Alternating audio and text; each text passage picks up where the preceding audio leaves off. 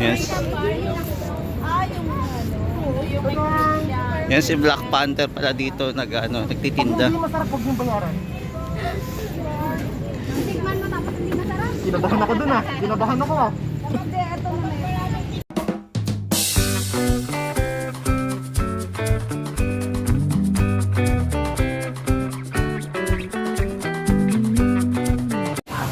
Hello guys, welcome ulit sa ating channel. Ito po ulit si JR Doria TV para mag-update lang po dito sa Pasig River Esplanade. So nandito po tayo sa Phase 1C. So nandito po yung mga mascot natin. Mga mascot, yung mga naka-costume. Merong Marvel, merong si Black Panther, ito yung baby. Ayan. So ito yung mga available natin, mga nagko-costume.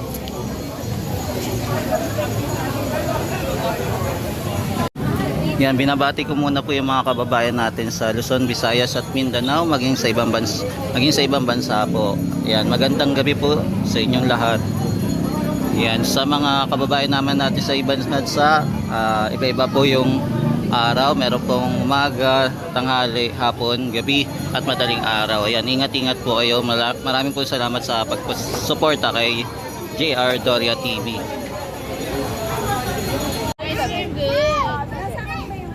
Yan, ito tayong sinasabi ni Sir Tony na sumasayaw. Ito yung price niya. Oh. Piso lang. 5 yan. Yan, so ito pala yung sumasayaw na Black Panther na nagtitinda. Yan, si Idol. Dalawa pala Black Panther dito. Yan, nandito yung idol natin si Spider-Man. Ayan, lagi po siya nandito araw-araw. Ayan, umiwi lang po siya na maaga pagka mga 8 na po. Yan guys, ikot-ikot muna tayo dito sa Pasig River Esplanade. So inumpisahan po muna natin dito sa pinakadulo, sa malapit po sa MacArthur Bridge. Yan, silipin lang po natin yung kaganapan ngayong araw na to, no?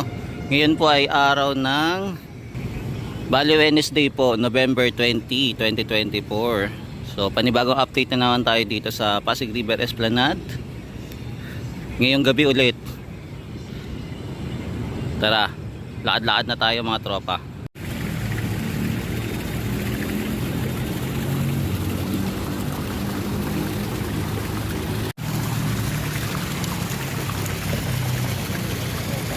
Yan, dito po hindi po ganong karami yung pupunta, no, kung mapapansin natin, pero kahit paano may namamasyal pa rin at hindi pa rin po nasisiro yung Pasig River Esplanade para sa mga namamasyal sa atin dito sa magandang park na to. Yan, hindi pa rin po mawawala yung mga kababayan natin nagti-TikTok, nagbi-video. Ayan, hindi mawawala yan.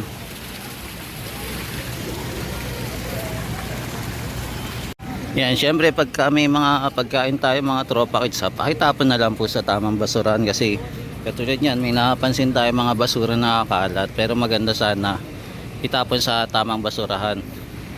Yan, maging responsible naman tayo.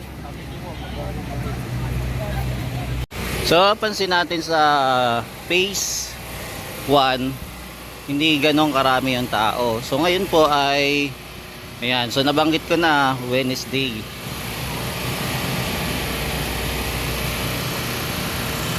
So ito naman po yung mga vendor natin nakahilera dito sa Philippine Post Office.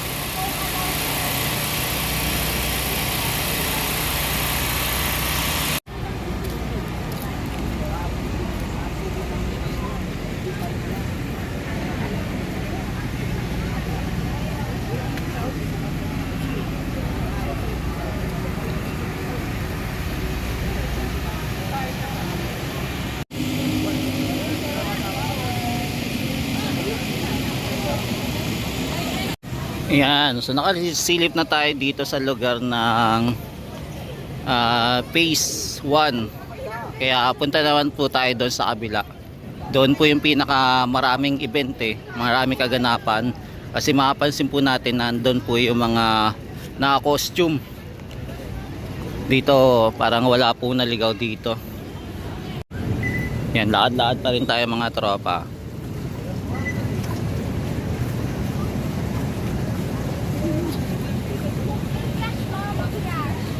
Yan, masarap po talaga mamasyal dito, no? Lalo na mga magpapamilya. Yan, magbabarkada, magtutropa.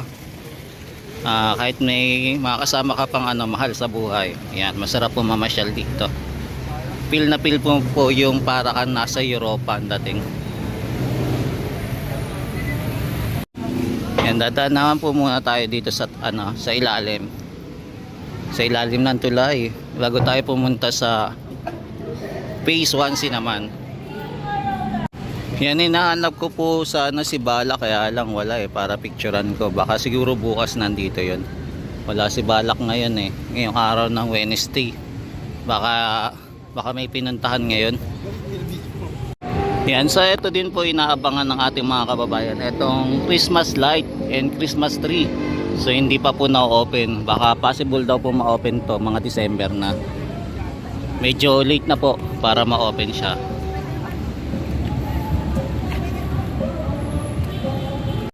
Yan, so sa mga namamasyal naman po, nandito po yung ating mga parking na available po. May nagbabantay naman po dito para sa mga gusto mag-park dito.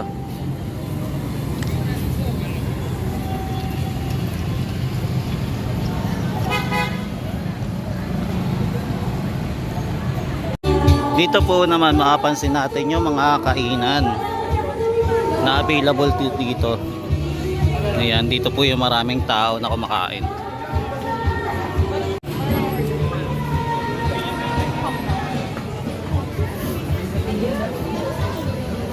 Yan, lalo na dito maraming kumakain.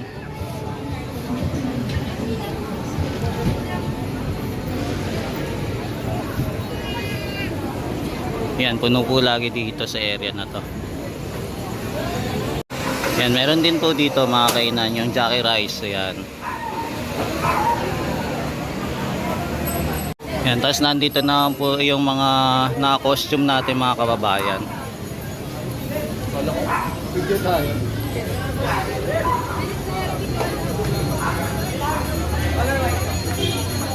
So dito lagi sila nakatambay. Dumadami na po sila.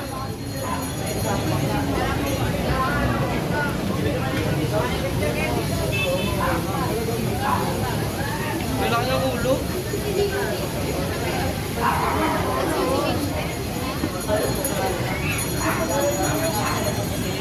Yan, tapos ito naman po yung entrance.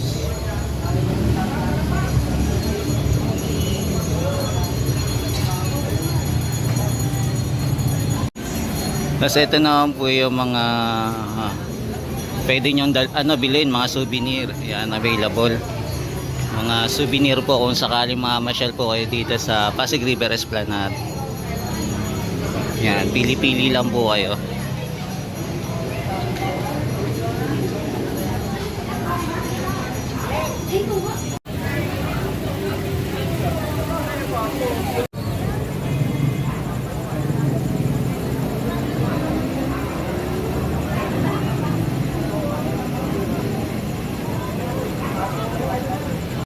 Yan, grabe, no, kung mapapansin natin, halos yung mga tao na mamasyal dito, halos, yan, mga kumakain, halos, kung mapapansin mo, ang saya-saya nila dito, no, pag namamasyal. Yan, ganito kasi dito sa Pasig River Esplanade, no, lalo na papalapit na po yung Pasko, mas dumadami po yung mga kababayan natin na mamasyal. Yan, meron po tayong available na CR dito sa Pasig River Esplanade. So yung mga gusto na lang po mag-donation, mag-donate na lang po para po kung sakali kayo magsi-CR.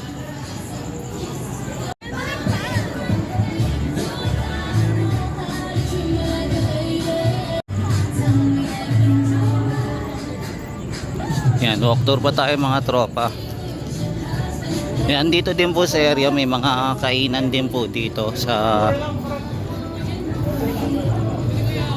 dito po sa baba ng lower deck. Yan, meron din po mga kainan. Tapos ito, nag-open na naman po pala yung Engrave. Available na naman po sila. So ito may mga kainan po dito. Kung gusto nyo kumain, ayan, marami din pong kumakain dito sa area na to.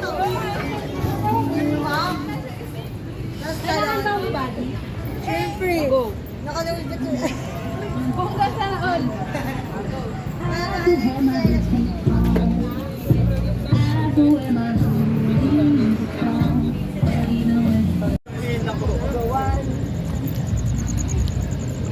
Yan, lakad-lakad pa tayo guys dito sa area ng Pasig River Esplanade.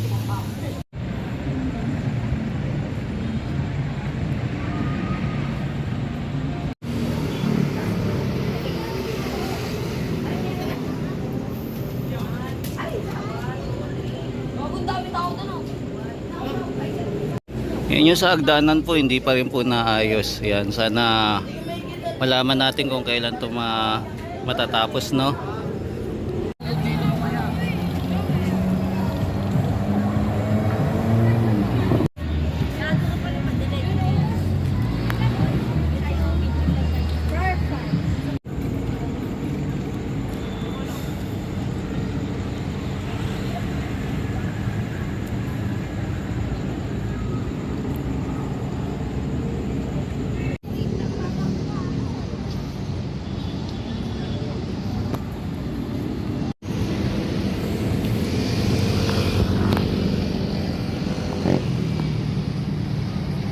Yan, ito naman po yung pattern dito sa Plaza Mexico naman. Yan, so dito naman po tayo sisilip sa Plaza Mexico kung ano na status dito, no? Yan, lalampitan natin mamaya po doon. Nagano na pala sila, nagpuring cement na pala. Yan, lapitan natin mamaya. So meron na silang daanan. So pwede nang daanan.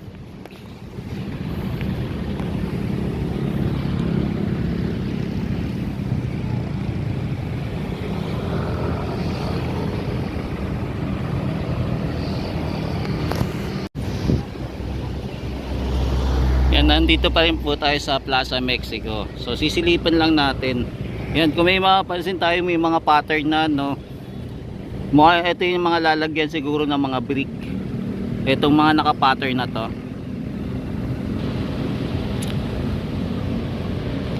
Saan kaya nila ilalagay yung stage dito, no?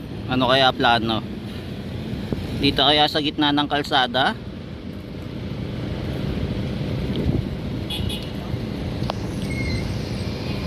Yan, silipin din po natin itong Maestranza. Maestranza naman. Kung ano po yung ganap dito.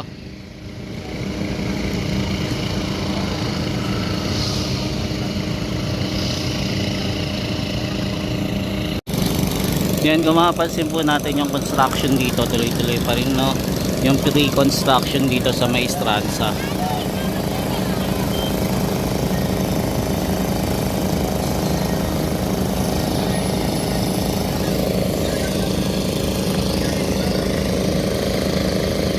Ayan, halos pantay na po yung mga poste na binabaon dito sa Ilog Pasig. Tapos ito, yan, nagwe-welding pa rin po sila. Itong ginagamit nila sa para ibaon po yung mga poste dito sa Pasig River Esplanade, no? Para extension. Yan, so tuloy-tuloy pa rin yung mga trabaho nila.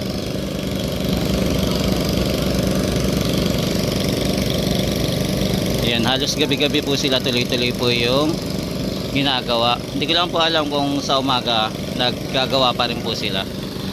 So ito yung latest update natin dito sa Maestranza malapit para pagtatayo po ng pagbabaon po ng mga poste para sa panibagong esplanade na gagawin papuntang Port Santiago. Yan, sa di kalayuan naman po, matatanaw naman po natin yung mga naglalakihang building na dito sa Binondo, no? Ayan. Tapos matatanaw din po natin ito Binondo Intramuros Bridge.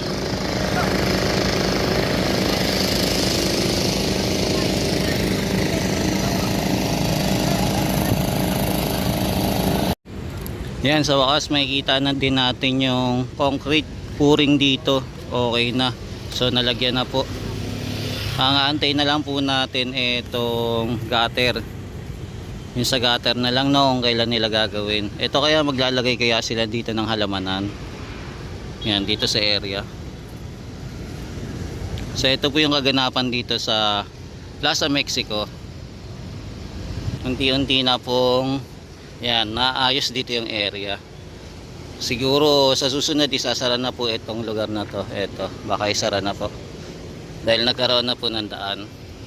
Yan, abangan pa natin yung mga susunod na gagawin nila dito sa Plaza Mexico. Yan, ito na po yung labas ng Pasig River Esplanade. Yan, kung mapapansin natin, marami pong vendor dito din sa labas.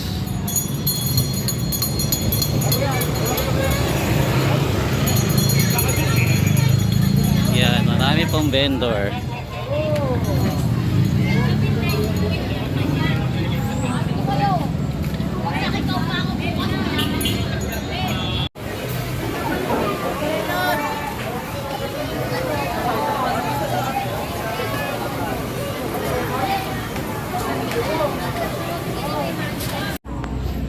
Yan, nakit naman po tayo dito sa taas. Gamit naman po tayo ng hagdanan.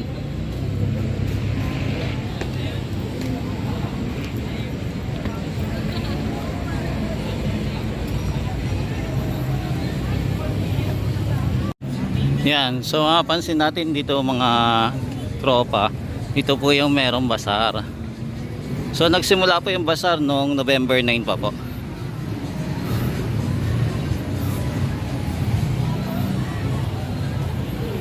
Yan, so ito po yung mga available na accessories. Yan, kung bibili kayo.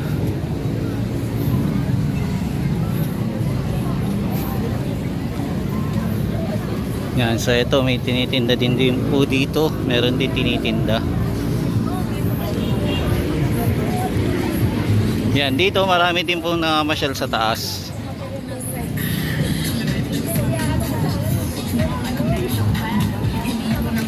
Yan, pinagkaagulan din po dito yung perya.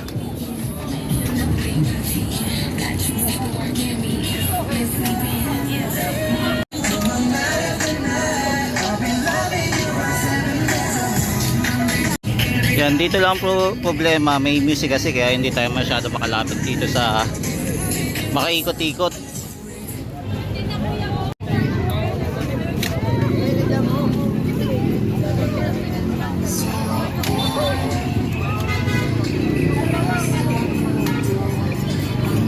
Yan, daanan lang po muna natin. So maraming bakante dito, no? Hindi na naubahan. May mga nag-pull out na din siguro.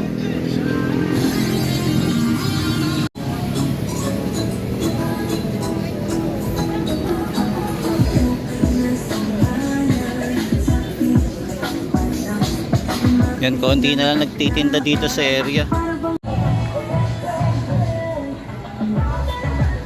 Yan, so nandito naman po tayo sa may hagdanan. Malapit po sa Binondo Intramuros Bridge.